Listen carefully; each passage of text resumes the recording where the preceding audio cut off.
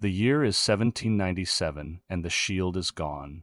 For 8 long years, George Washington was the only thing stopping the American government from tearing itself apart. He was the gravity holding the planets in orbit. But now he's retired to Mount Vernon, leaving the presidency to John Adams, and this transition. It's not peaceful. It's a baptism by fire. The French are seizing our ships. The British are looming in the shadows, and back home, the two political parties aren't just disagreeing anymore.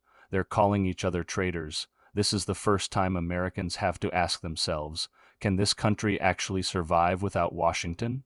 Welcome to Part 6. This is the first crisis. John Adams inherited an absolute nightmare. France, our old ally from the Revolution, was furious that we had signed a trade treaty with Great Britain.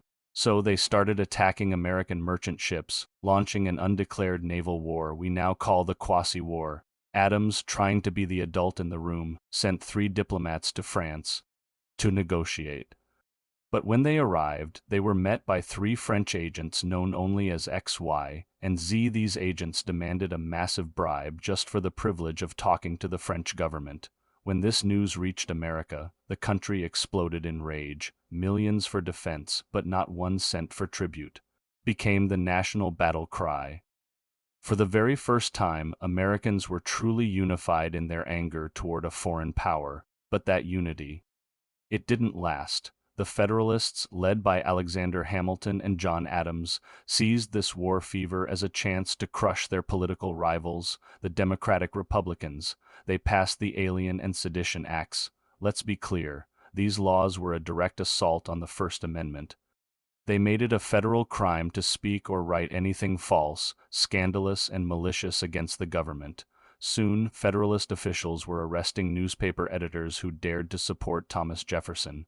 It was a dark, chilling time. The government was using the excuse of national security from a war with France to silence its own citizens. In response, Jefferson and James Madison fled south, secretly writing resolutions that argued states had the right to ignore unconstitutional federal laws.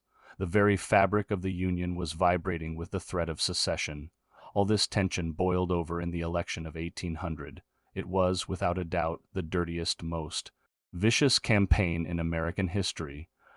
Adams was publicly called a hideous hermaphroditical character. Jefferson was branded an atheist and a Jacobin, with his opponents warning he'd bring a guillotine to the front lawn of the White House. When the votes were finally counted, it was a tie. Not between Adams and Jefferson, but between Thomas Jefferson and his own running mate, Aaron Burr. The decision was thrown to the House of Representatives. For days, the country held its breath. People were literally arming themselves in the streets, preparing for civil war. Ironically, the man who broke the deadlock was Alexander Hamilton. He despised Jefferson, but he believed Aaron Burr was a dangerous man with no principles at all. Hamilton used his influence to swing the vote to Jefferson, and just like that, for the first time in modern history, power was handed from one political party to their bitter enemies without a single drop of blood being shed. They called it the Revolution of 1800. Today, when we look back at the 1790s, we just see a bunch of guys in wigs.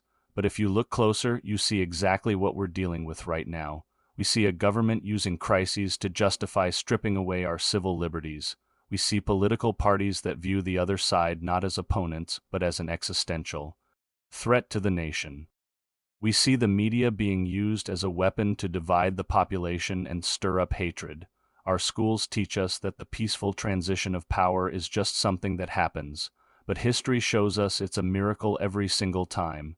We are repeating the same mistakes of the 1790s because we've forgotten the tactical reality of how fragile a republic truly is. We have a veteran system that's being completely ignored while politicians fight for power, much like the veterans of the Revolution were ignored during the Alien and Sedition Acts crisis. If you want the unfiltered truth and the tactical history that explains our present, then I invite you to join the Veteran Perspectives Substack. It's our briefing room. For the dedicated platoon of people who want to fix these broken systems by understanding the hard realities of our past, join us by clicking the link in the description. Thanks for watching.